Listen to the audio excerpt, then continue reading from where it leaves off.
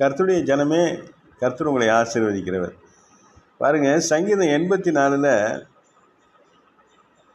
5, 6, 7 3 வசனங்கள் இந்த வேலையில் எடுத்து நம்ம தியானிக்க போகிறோம்.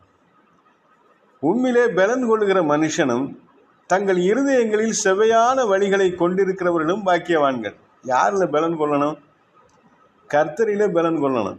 ஜிம்மில் போய் பலன் கொள்றதில்ல, விதவிதமான சத்தான சாப்பாடுகள், தானிய வகைகள் அல்லது ஏதாவது வைட்டமின் சாப்பிட்றதில்லை, பெரிய ஜூஸாக சாப்பிட்டு பலப்படுத்திக்கிறது இல்லை.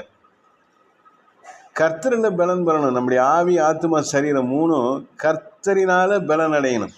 அந்த வசனம் தான் சொல்லுது, உண்மையிலே பலன் கொள்கிற மனுஷனும் தங்கள் இருதயங்களில் செவ்வையான வழிகளை கொண்டிருக்கிறவர்களும் பாக்கியவான்கள். கர்த்தரில் பலப்படுத்திக்கணும். கர்த்தருடைய காரியத்தில் நீங்கள் இருக்கும் பொழுது அவர் ஆலோசனை கொடுப்பார். அவர் ஆலோசனையில் ஆச்சரியமானவர். அவர் கொடுக்குற ஆலோசனைப்படி உங்கள் சரீரத்துக்கு உணவு, உடற்பயிற்சி, உங்கள் ஆவிக்கு அவருடைய வசனங்கள், அந்த வசனத்தை தியானிக்கிறது, அதன் மூலம் நன்மையான காரியங்களை, இருதயத்தில் செவ்வையான காரியங்களை சிந்தித்து வாழ்க்கையை நடத்துறது.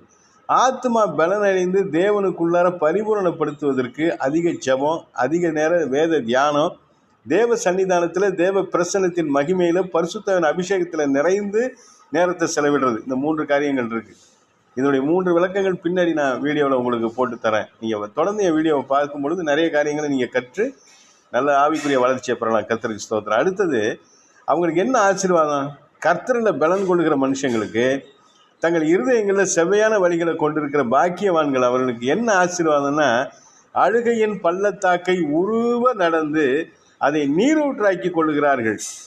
அழுகையின் பள்ளத்தாக்கு, கஷ்டமான காரியங்கள், சூழ்நிலை, மோசமான சூழ்நிலைகள் ஒவ்வொரு மனிதனுடைய வாழ்க்கையிலும் இடைபடுகிறது. அனைவரும் அதை தோற்று போகிறாங்க, தற்கொலை பண்ணி கொள்கிறாங்க, விழுந்து போகிறாங்க, காணாமல் போயிடுறாங்க. அந்த ஸ்க்ரீனை விட்டே போயிடுவாங்க, அந்த லைஃப்பை விட்டே, அந்த ஃபீல்டை விட்டே போயிடுவாங்க. ஆனால் இந்த அழுகையின் பள்ளத்தாக்கை ஃபுல்லாக நடப்பாங்க.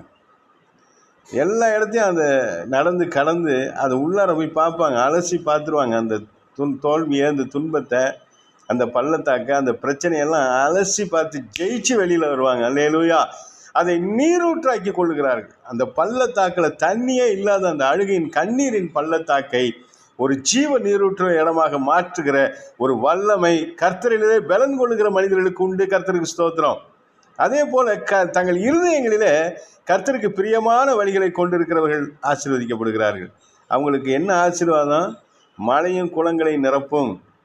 அடுத்த வசனம், அவர்கள் பலத்தின் மேல் பலம் அடைந்து சீயோனிலே தேவ சந்நிதியிலிருந்து காணப்படுவார்கள். பரலோக ராஜ்யத்தின் நிச்சயத்தை கர்த்தர் தருகிறார். அல்லேலூயா. ஆமென். உங்களுக்கு